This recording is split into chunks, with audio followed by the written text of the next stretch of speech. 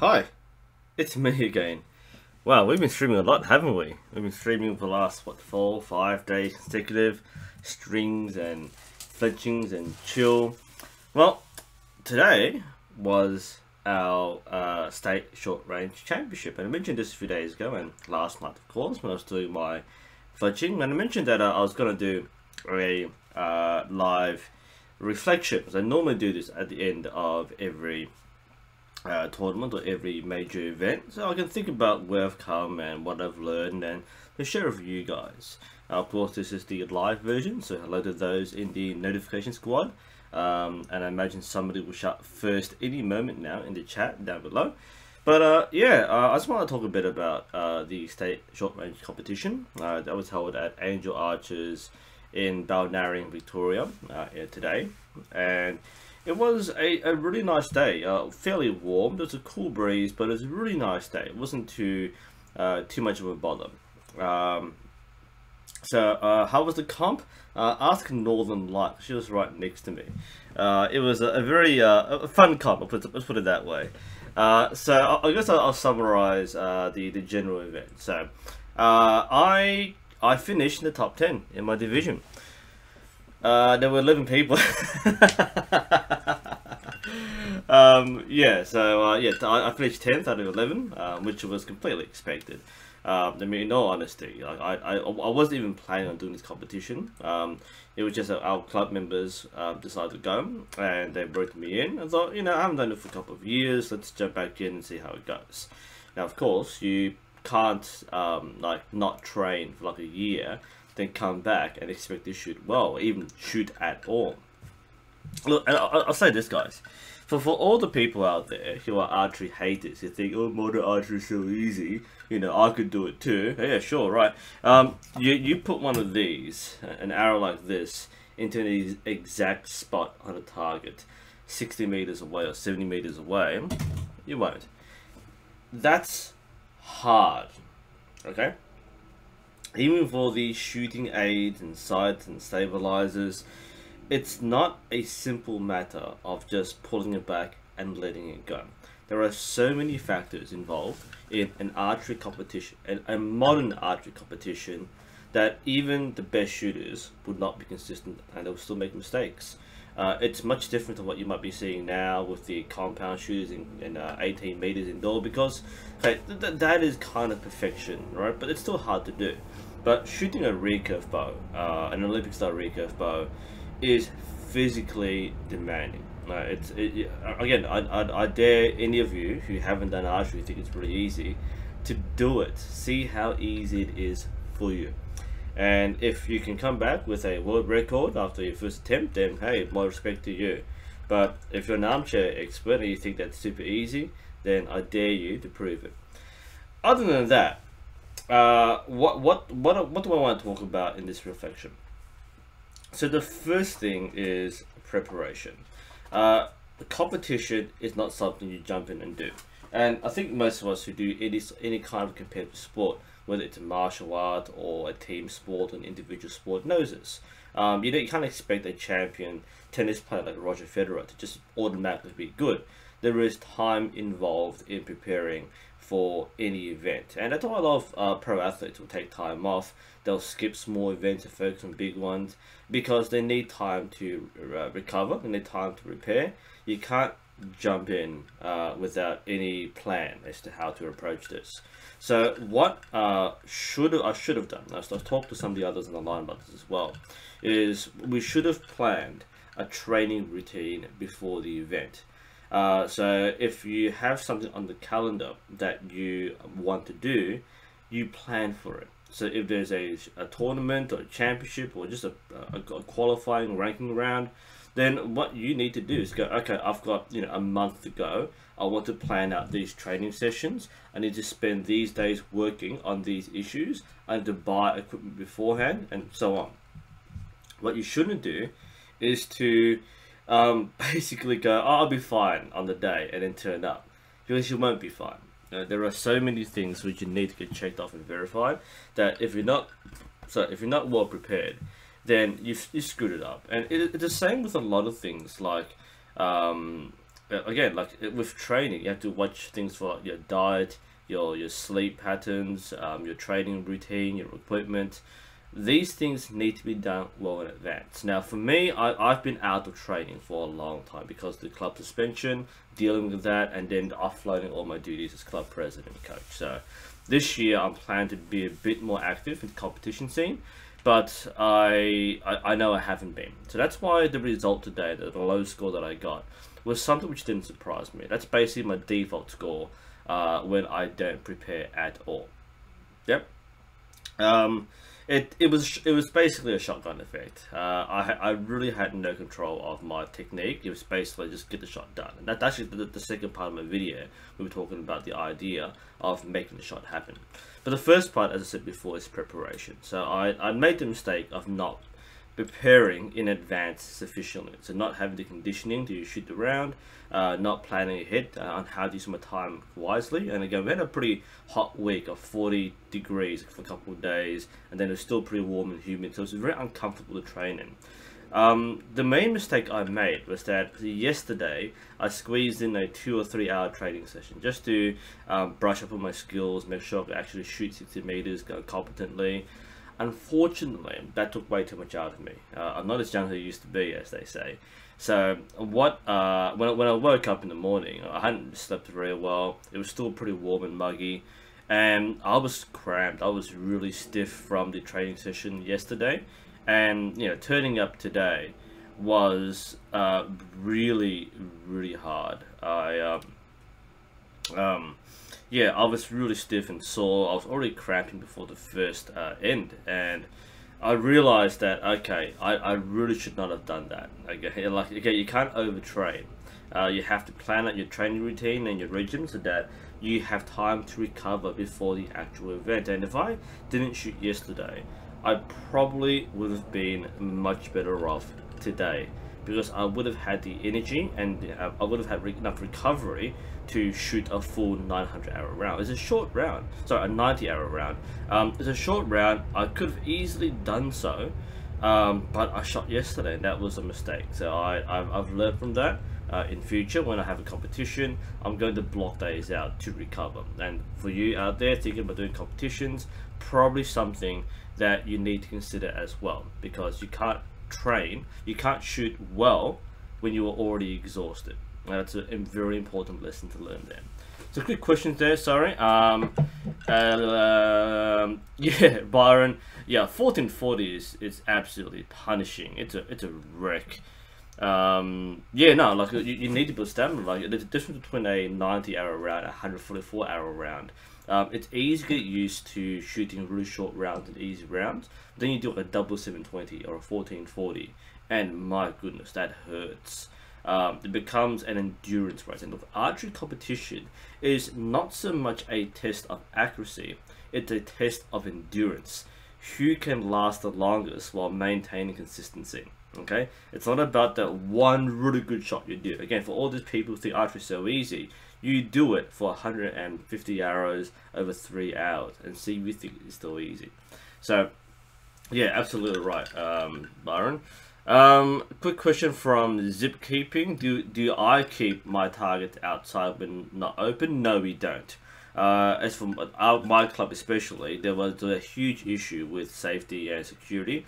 So we removed all our outside targets. There were no outside targets. Members will access it through their own access. So if you become a member of the club, we'll tell you how to access and what to do if you're shooting in your own time. And there are only certain time slots. But no, it's kind of really stupid to leave targets outside. Some clubs have to because that's the range, you can't move it.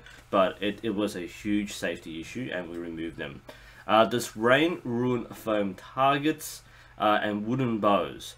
Okay, the thing with wooden bows becoming wet is something which is more of a problem for traditional made bows. These are the ones which are like the Mongolian horse bows and the bows from like 500 to 1,000 years ago. Modern bows are coated in fiberglass for the most part. So if you're using an all wood bow, yes, moisture is a problem. If you're using a modern bow or wooden bow that is, you know, varnished and the limbs are fiberglass laminate, then don't worry about water. Water's fine. Does rain ruin foam? I don't know how much it would ruin foam, but I wouldn't imagine that foam would last as long if you leave it in the rain. You really should be putting your foam targets, sorry that wasn't me, you really should be putting your foam targets back under shelter. The outside targets, if they stay there, need to be something like plastic or straw. Even straw can fall apart very easily. But foam is something, okay, not the problem if you leave outside isn't just rain. You can shoot a foam target in rainy weather. It'll be fine. Leaving it outside in the rain has a couple problems. But there is one very big problem with leaving foam outside. Foam is freaking expensive, right? Even a small block target like what I use, a 3x3 block classic, can cost around about $200 or something Australian. And so getting sent here is really expensive. Like the 3D animals, really expensive. And imagine you're getting a whole big foam target like what the clubs use. That would cost around $400 US. So it's expensive. You don't want to use foam, or you don't want to keep foam outside because any random person can damage it, right? Like some random person might like shoot broadheads into it, or just random people might just like vandalize it. This is the most expensive target material placed in the open space. So the main risk with foam isn't so much rain, it's damage. So you gotta be careful of that. A 900 arrow round, ouch.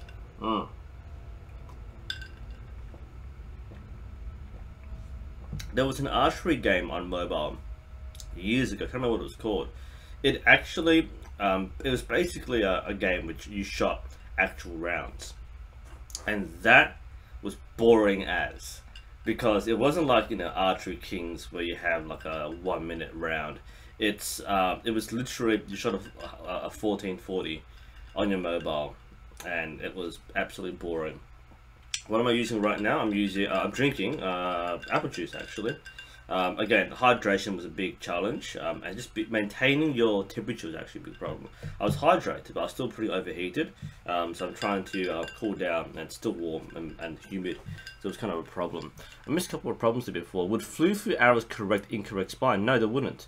Flu-flu arrows have a big advantage in that they slow down tremendously. So if you're shooting in an open field and you don't want the arrow to go a kilometer away, flu-flu will have very high drag.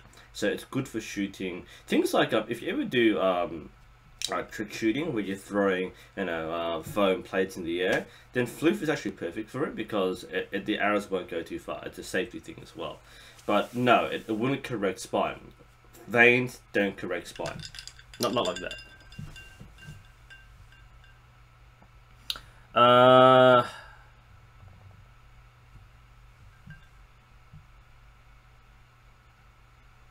not sure what you said there, Trent. Zip, if you want to make a target for home, what can I use? You can use layers of old carpet pressed together in a vise. That's a very good way of using cheap materials. You can also use old clothing and pack it really densely, like really densely. You don't want holes in the target because your arrow will pass right through it. I wouldn't really recommend plastic bags. We use plastic pallet wrap, the stuff you find in warehouses. Put it into the layers, like tied together, and you have basically a makeshift target. But plastic bags are very light and puffy. You would need far more plastic bags than you actually own to actually make a target that's dense enough to stop arrows. So plastic bags is a terrible idea. You need to make plastic dense, not stuff lots of in the target.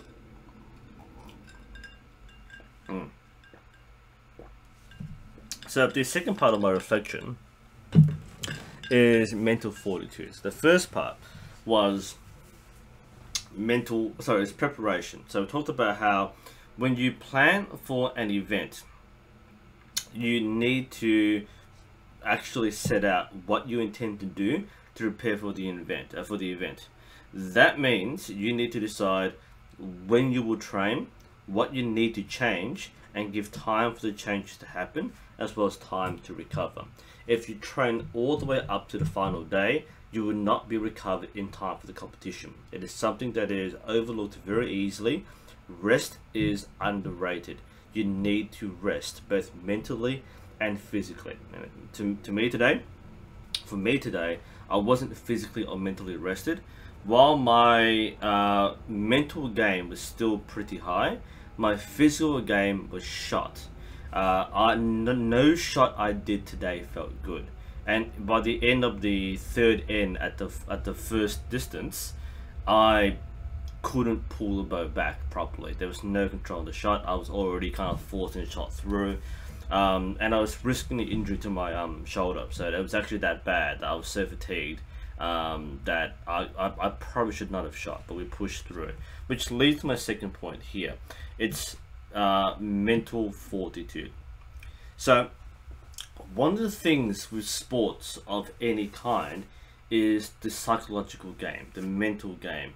And one thing which people don't really necessarily associate with archery is the idea of focus and willpower.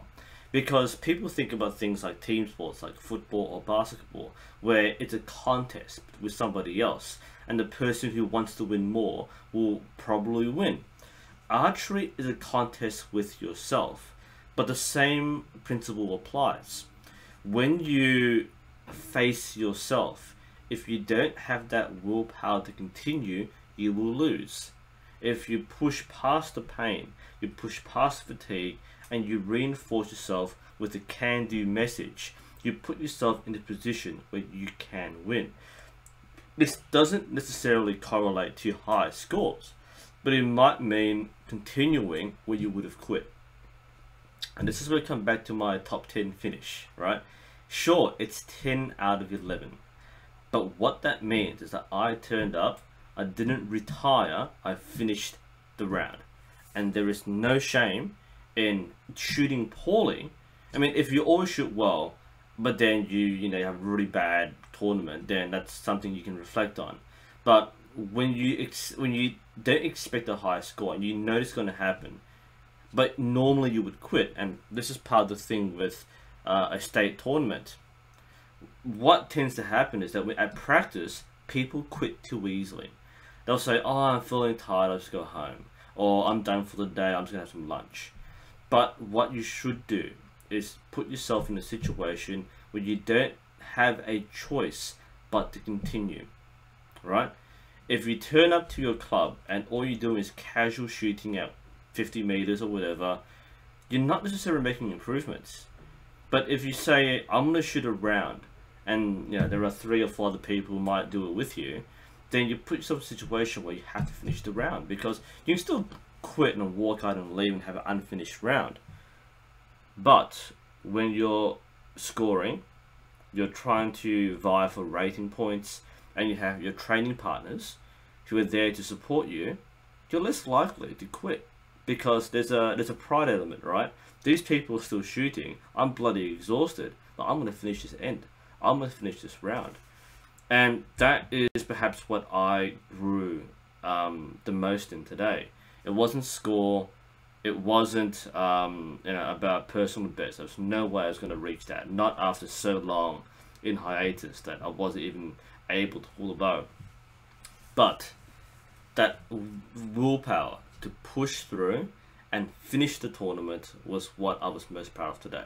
Nothing else really. The shooting was crap and score was dismal and a lot of missed arrows and something which I wouldn't normally do. But I expected these things. I didn't let them bother me too much. The main win was saying, look, I know I'm tired, but if I'm telling myself that I'm not tired and I force the shot to happen, then at least I can get a score on the board. And that is better than having 0. And that's basically the main reflection for today. The first part is, of course, preparation is important. Dedicate time to think about how often you need to train and give yourself rest time. And number 2, my reflection is making sure that wherever possible, you tell yourself you can do it. If you start telling yourself, oh, my arm's a bit sore, I'm starting to cramp up, then it will happen, because you've mentally braced yourself for a bad shot. If you tell yourself, I can't pull through, you won't pull through. So you need to say you can do it. And even though you might be physically beyond the point of shooting well, you need to tell yourself that this is a shot that you can do. Whether it's a rush shot or an imperfect shot, doesn't matter. It's a shot you can do. You make it happen, you get something on the board. It's better than nothing. And that is mental fortitude. You need to be strong. Archery is one of the best sports to practice that individual mental fortitude, because it is really only between you and yourself, not other competitors who are scoring themselves, but it is about you and telling yourself that yes, you can do it. And archery has this, other sports have this too, but archery is a big test of willpower because it's really just you. So that's my advice. That's what I learned today.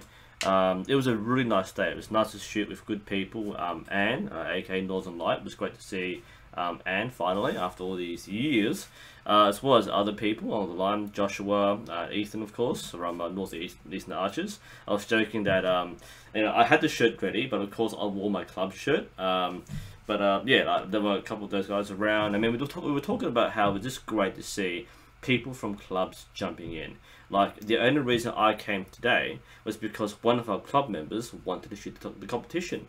So in the end, 4 of us went today, and that's the most we've had from the club for a long time. And a lot of people know about our club from the old days, but not the current days. So being back on the radar was good. People really enjoyed seeing us.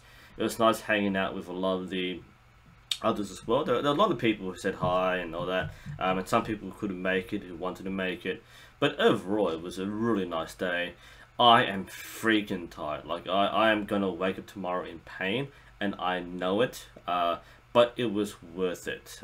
It's a sort of thing, again, to do with mental fortitude. It's easy to quit when it starts to hurt.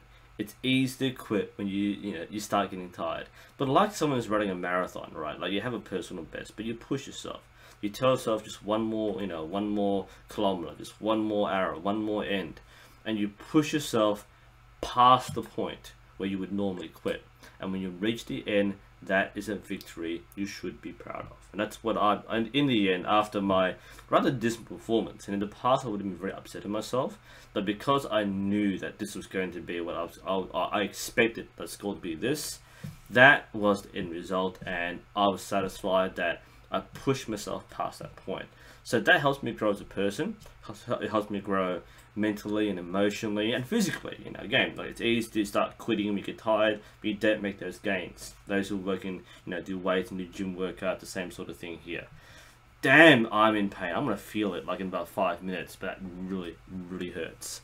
But I'm glad it's there. It reminds me that I need to work very hard. It reminds me that I have worked very hard, and you can't sell yourself short when it comes to recognizing how far you've come. So that ends the formal part of my reflection. Again, preparation, give yourself time to train and make changes and rest, because today I didn't rest. I came out exhausted and I shot nowhere near what I normally do. And other people had the same problem too, similar situation. Yeah, the second thing is, of course, mental fortitude. Willpower is an important thing you cannot overrule or overlook. Make sure that you try as much as you can to reinforce yourself with positive mental attitude, because a negative, destructive mental attitude is going to destroy you much sooner than an injury. So that's my feedback. So let's take some questions. There was something before. I've missed a few questions, but we'll go backwards. If you asked me something before, just repeat it and I'll try and address it. Byron, am I hanging around for the NUSensei finals? I don't feel like it. I'm just so exhausted. I might watch a bit of it, but that'll go for an hour, so it's nearly midnight here.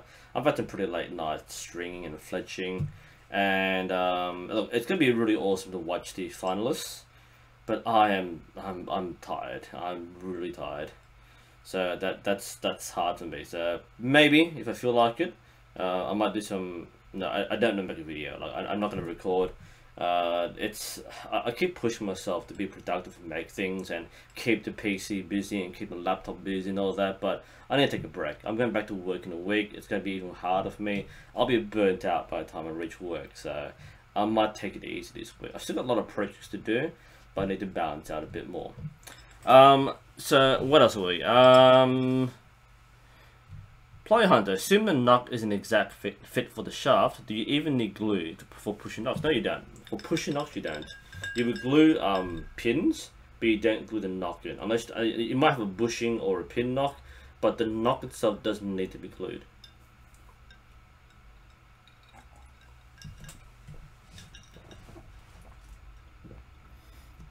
Zip keeping, I'm 11 and shoot a 30-pound SF Forge bow. How many arrows should I shoot a day? Depends on what you want to do. If you just want to have fun, then have fun. If you want to train for competition, then you need to set yourself goals and shoot rounds and that sort of thing. Like how much you shoot, it's just dependent on how serious you want to take it. A professional archer might shoot, you know, a few hundred hours a day, you know, 1,000 hours a week. Depends on what you want to do. The more you shoot, the better it is. But if you're shooting, the thing is that it's not about how many arrows you shoot, it's how many good shots you do.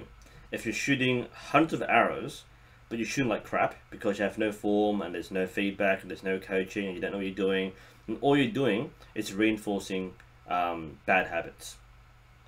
You need to be shooting well. If you're training for competition, again, it's not about the number of arrows necessarily. That is a factor. But it's about how regularly you train. And if you only train like once a week, then that's not going to be enough. But you train over 3 or 4 days and shoot like 100, 200 hours per session, then you've got a steady routine. You need to build yourself up. I can't just say pro shoot 1,000 hours a week, therefore you should too. You're 11 years old, that's one thing. But more importantly, you need to be aware of what your physical limitations are. But more importantly, you need to recognize when you're shooting poorly. Because if you're shooting poorly and you keep repeating that for hundreds of arrows, then you're going to have poor form. And that is very hard to change. It's much harder to unlearn it than it is to learn the right habit from the start. Have I heard of Zen Archery artists? I've heard of it. I haven't. I've just heard of it. That's basically it. Ace, USV or US6. I'm a beginner. I've been shooting 200 hours per practice on a 20-pound bow, bare bow. When should I move up? When you feel like you need to. This is a general question. Is when should I change your draw weight? What is your need? Draw weight is based on need. Now, if you need a higher draw weight because you want to go hunting, then you should go for a higher draw weight when you feel like you can handle it. If you're doing competition and you need to shoot long distance, then you might need to get a 30-pound bow or 35-pound bow so you can shoot 60, 70 meters. So I can't tell you when to move up, but you need to tell yourself, like, when do I need to move up? If you're not competing at all and you're just having fun in your backyard, then there's no need to move up. You can just keep on shooting. But what ends up happening is that if you want to shoot, if you have a want, like you want a higher draw weight, then whenever you feel like you can move up, okay? So if you feel that 20 pounds is just right, then just stay at 20 pounds. If you want to increase as a physical challenge, then go up. But don't go more than like 5 pounds at a time, because it's not that easy, seriously. But it's driven by need. If you can pay, yeah, like move up once it feels like one, you really need the draw weight to shoot at competitive distances. And two, when it feels like it's too easy. If it's too easy for you, then get if it's too easy and you're shooting really well, that's when you can move up. If it feels really easy but you shoot like crap and your form's all over the place, then a heavier draw weight will just amplify it. So you need to have excellent form with the draw weight you have. Then you move up.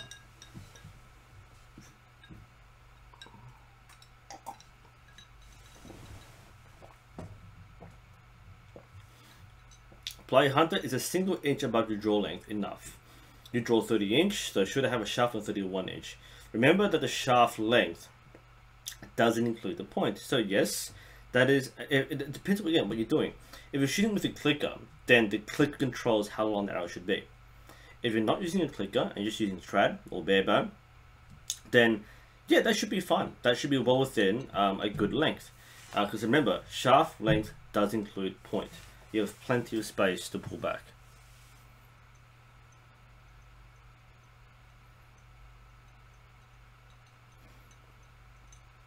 Zip again, shooting 7 days a week. That's hardcore, by the way. Very few people can do 7 days a week. Unless you're a professional archer, or someone's real system archery, 7 days a week is really hard to maintain. But you know, good luck with that. I mean, if you're going to shoot 7 days a week, shoot fewer arrows. People who shoot more arrows per session or more rounds per week tend to shoot like 3 or 4 days a week, or twice a week. You shoot like 7 days a week, I think a lot of spare time. That's great.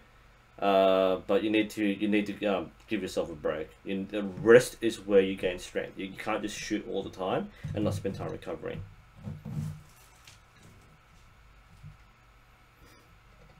And that is it common to break arrows by shooting one on the another if you don't use inserts. Having pin knocks will help deflect arrows from shooting into each other. It won't necessarily prevent it, but it makes it a lot harder. So you'll break knocks, but you won't break the arrow, which is a good thing. But remember that if you're at a distance where you're likely to smash your own arrows, you might consider having multiple target spots. This is most likely to happen at close distance when you're shooting groupings that are this tight. It's only a matter of time before you smash your own arrow. So if that's the case, spread the targets out, shoot fewer arrows per target. If you're shooting into a standard target, a standard distance, it's a very unlikely event. You shouldn't need to prepare for that. But a lot of people use pin knocks because for that reason, just to catch your own arrow.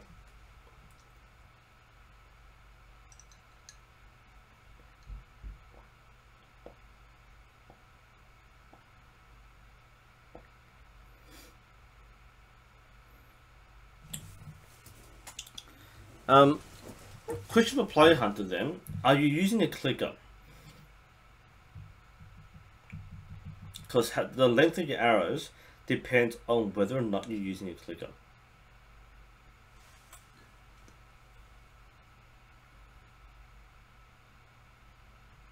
If you're pulling an arrow back and it's nearly falling off, that's a bit short.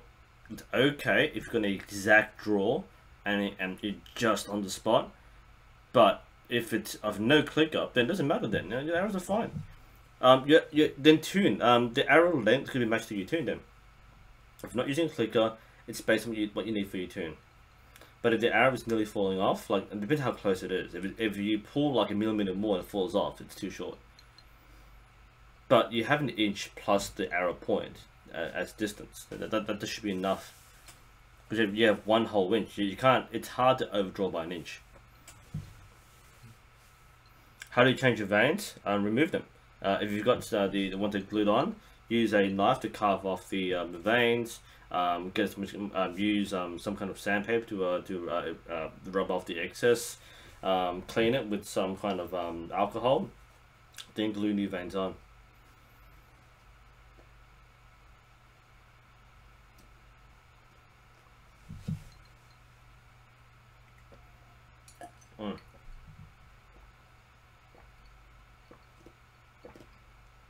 Any more questions?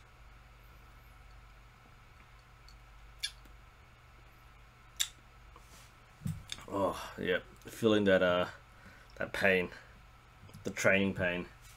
No pain, no gain, right?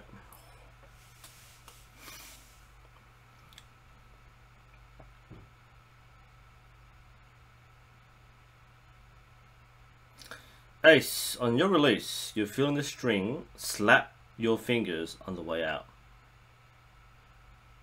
I'm trying to visualize this here. Slapping your fingers on the way out. How is it physically possible? Because the moment you let go, the string should slide off the fingers because you're pulling it back. There's resistance. As soon as you relax the fingers, the string slides off, right? So I'm not exactly sure how it's slapping your fingers. Right. You might want to explain to me a bit more. I'm not exactly sure what that means. It could be that you are possibly overhooking, so you have too deep of a grip. So when you relax the your fingers, you're actually not fully opened up. So you might be partially, you haven't fully extended your fingers basically. Now a release doesn't have to be, what's that? It's in the first knuckle and it stings. I'm not sure what is that. It's likely that you're not relaxing your fingers fully. You might still have a hook like this. So you go like this, and then you try to release, but you haven't fully extended your fingers. It shouldn't have to be a full extension like this. It should be a natural relaxation. But if you're not relaxed enough, it might snap your fingers like that. Try to avoid putting it on the very tips. If that's the case, if it's on your first knuckle, you might want to adjust the string a bit more deep for some fingers, because what you may find is that if you put the string on your knuckle, that at full draw, the string will be right on your fingertips. So when you release, it will pinch the skin of your fingertips, which might be the slap you're talking about, and it'll fly off like that, and it does sting. So think about the string placement on your fingers. Remember, at full draw, your fingers will naturally slip and extend. So if you have a light hook, then it's possible that at full draw, your base already at maximum, but like it's really hang on to your finger pads and slapping the way out. But that's my possible diagnosis. Malevolent talk, how often do I shoot? Again, this is a very common question. There's how often I would like to shoot and how often I actually do. I would like to shoot 2 to 3 to 4 times a week. How often do I actually shoot? Maybe once a month.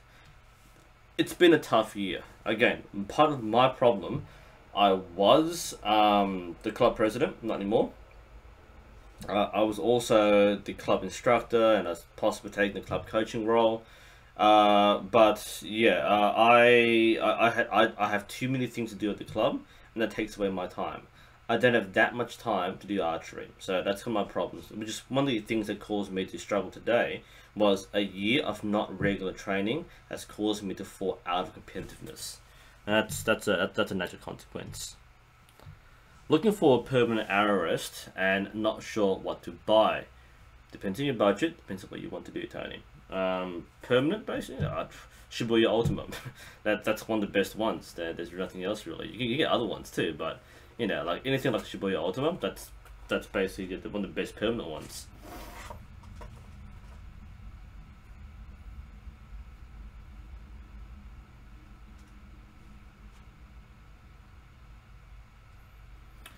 And then after you go through bare shaft tuning, you went through fine tuning where everything is done.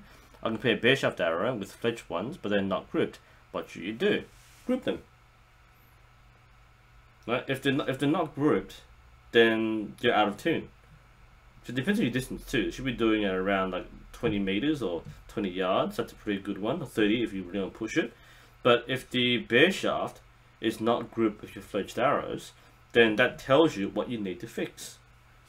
So look at what you need to do, make the changes to your bow and or your arrows, and make them group. When they group, then you're tuned.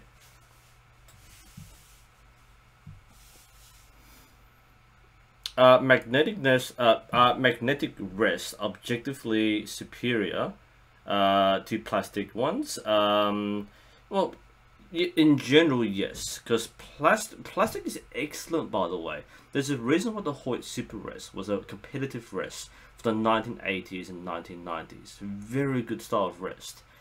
Magnetic rests tend to be less fragile. I mean, you can shoot 1,000 arrows to a rest and never break, or you shoot 100 and it might break. So that's one thing. Magnetic rests, the really good ones, can be quite adjustable. Like you can change the elevation of the rest and the angle and how deep it is. So the really good ones can be adjusted very finely. With a rest like the Super Rest, you can't do much to adjust it. It's basically as it is. That's one benefit of a magnetic rest. The really bad ones they tend to have very big magnets. So that might actually cause problems for arrow clearance. Remember, that if you're using a magnetic rest, you probably need to use a plunger as well. Whereas the plastic stick-on ones can be shot without a plunger because the flap they come with kind of acts like a plunger. So a magnetic rest is not always better than a disposable plastic rest. That said, the really expensive ones, the really good ones, generally are better than the plastic rest.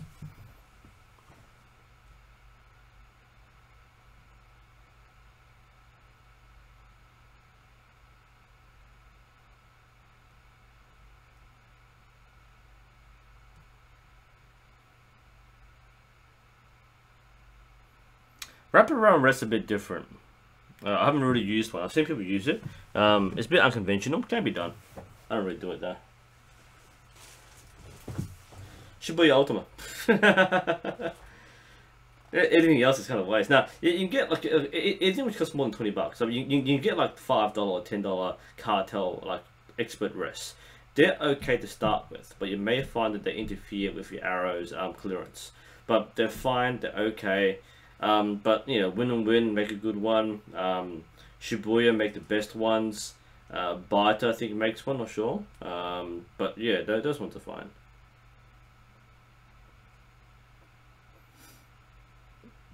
Malevolent, do I do bow hunting? No, I don't. What was a risk question? My mates who also do bow hunting say I need a compound for hunting. Is a compound ideal for hunting? Well, yes, it is. Is it what you want to use? You don't have to use it. Depends on your goal. If you want to just bring food home, you use a rifle. But you know, when you use a bow, compounds have a very big advantage. Let off. That means you can hold the compound bow at full draw for longer, much longer. You can't do that with a recurve. So if you're waiting for the perfect kill shot on an animal, then a compound bow will allow you to make that shot. In addition, the compound bows are generally faster, which means a flatter trajectory, and especially because you're shooting short distances for hunting, then you can basically bring down game using compound bow much easier. Compound is a preferred bow hunter's tool, but people sometimes want to hunt with recurve. So do you need a compound? No. Is it a better bow hunting tool? Yes.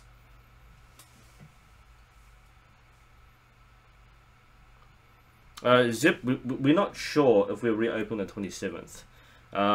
We haven't received our new bows yet. We don't have any arrows. So we're scrambling this week to see if we can reopen. So there's a lot of things that we have to do. So that will be announced on the club website in the future.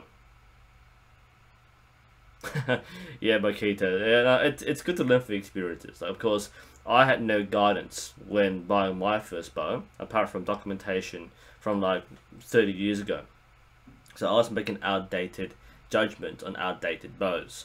But you know, like don't regret not knowing beforehand, unless you just like spend your life savings. But you know, it's good to make mistakes early. I bought a very cheap kit. I've replaced everything since, and I've learned from what I've done. Not always mistakes, but you know, things that you learn from. Yeah, Byron just pointed out, yeah, get a Shibuya.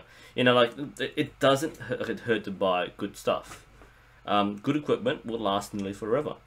It's like, you know, when you buy a plunger, for example, buy a Baita plunger. You never need to replace it. Buy a Shibuya Ultima Rest. You never need to replace it.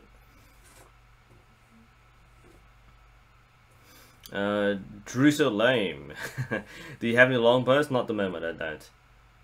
Longbows, you need to like basically. I think you buy El Cheapo longbows or get a custom order. I'm not sure if I'm ready for that yet, but that's something I will eventually do, right? Because I'm shooting everything else right now. Is a bundle with Shibuya Ultimate Rest and Shibuya DX button a good choice? The Shibuya button is okay actually. No, it's a pretty good button. The high quality button, good springs, good customization. I still prefer Baita. If you look at the list of equipment for the Rio 2016 Olympic Games, every archer literally uses Baita. There might be one who doesn't. They use the Shibuya DX. The Shibuya DX is pretty good, but the biter plungers are by far the best. They also cost more than a bow, so it's expensive. But yeah, the Shibuya DX is alright. Shibuya Ultimate is very good for rest.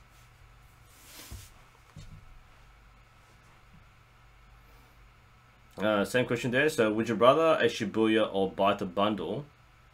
Go with a Shibuya rest with. I'm not sure what the question was there. A Shibuya or biter bundle? Help me out here.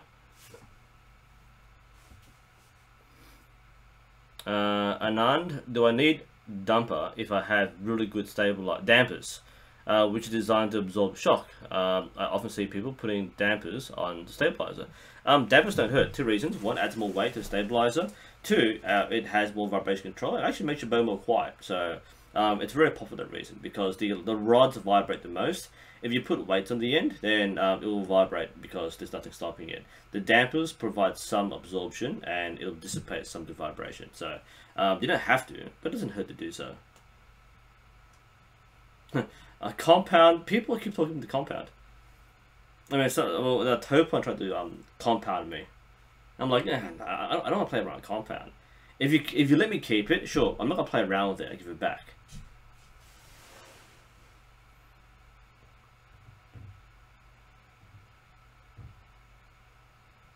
James, depends on. Oh, good question. Do I say how you going, or how are you doing? I use both. But if you talk about someone who's shooting, I'll say how are you going. That's what I naturally say a bit more. Because how are you doing? It's more like it's more like a generic like how good do you feel? Like how are you right now? Like, how are you? How are you doing? It's kind of more synonymous. How are you going? It kind of implies like, you know, like what are you doing right now, which doesn't make any sense. But I prefer the how you going part.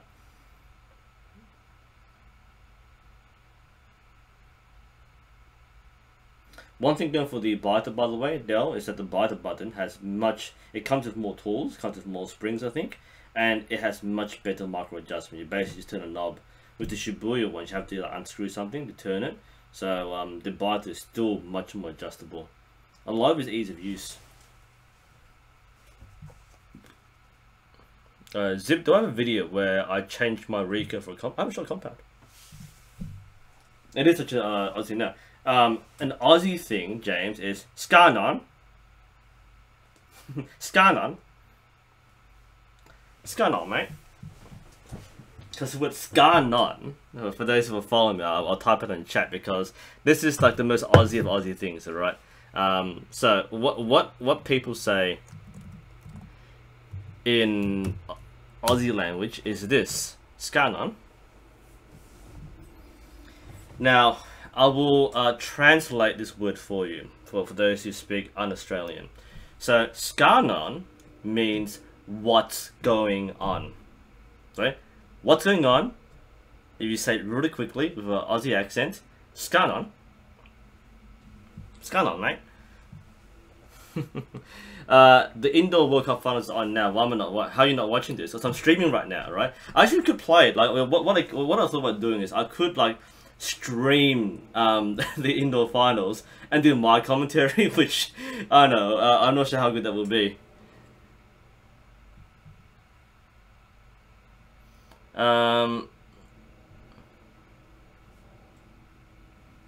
Oh, you're right, Joe. No, you probably can't appreciate the difference. But like, again, you might as well buy good gear right away. But otherwise, you know, you're right. No, you can't tell the difference. But why spend big bucks? Yeah, true. The Shibuya DX is like 1/5 the price. It's a decent enough plunger, so it's completely fine. So my first plunger was a cartel, then I got a win, and then I finally got the biter. So I progressed, and they're all good plungers.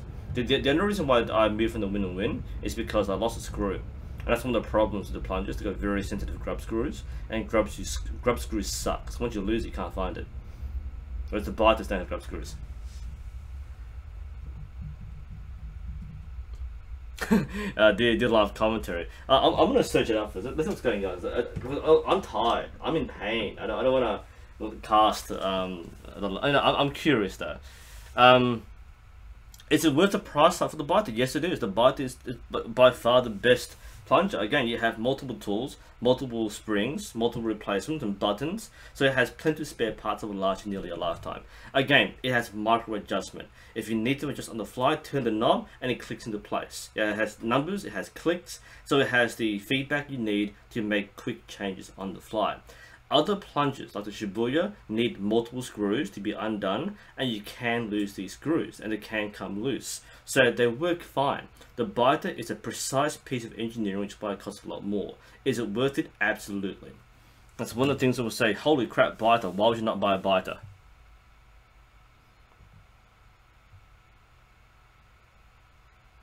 If I do, you know, commentate over the live stream, I'm not gonna do it with this one. This is my reflection video, so I'm not gonna do that. Thanks for reminding me, Byron, by the way. I saw Fortitude, so yeah, I completely lost track of that. Player had that question before. How do I answer the phone? Hi, hello. I don't say what. What's very rude when you say it in English. It's like what? That's too rude. And you're right, James. I mean, the commentator's actually quite good because they're actual archers, but they're kind of like a color commentator. They have two expert commentators, so they'll talk about the technique and how he's pushing the string right to his face and needs a 10. But it's not always interesting commentary. It's just like it's just descriptive. It's not really engaging. That's why I want to try casting, like one of these commentating. We say game casting, so yeah, I want to try it at some point. Maybe I should. Maybe we should end the stream right now and actually do a commentary. I'm not sure that'd be like copyright material though. So it's fair use, right? Because I'm transforming it. I've got the footage, but I'm adding my commentary. That's fair use, right?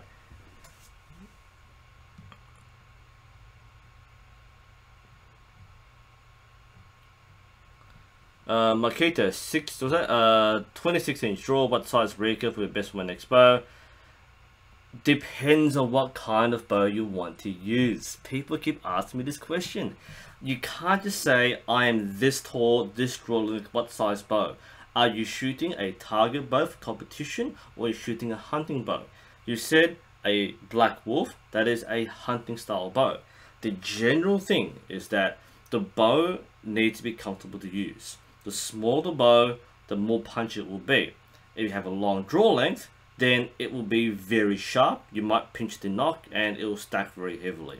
If you use a slightly longer bow, it will be more stable and comfortable to use. A 26-inch draw can use any of those lengths. So it depends on speed and punch versus stability. That's really what it is. The longer the bow, the more stable it is. But if it's too long for your draw length, you're not being very efficient. So it's not anywhere near as fast. Wouldn't you answer your phone a Skynet? No, I wouldn't do that. Skynet's what you say to your mates, not what you say on the phone.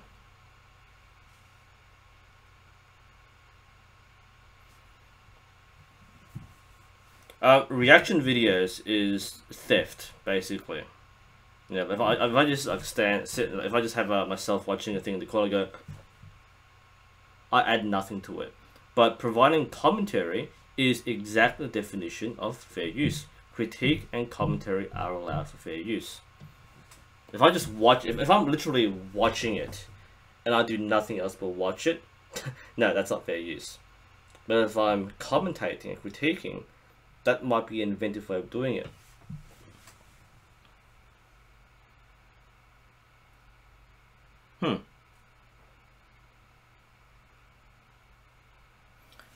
For tall people, it's probably 62-inch with hunting bows and 70 for target bows, wouldn't you say? Generally, yes. Just generally. Because, yeah, if you're shooting a 70-pound target bow, then you probably need a 62-inch hunting bow.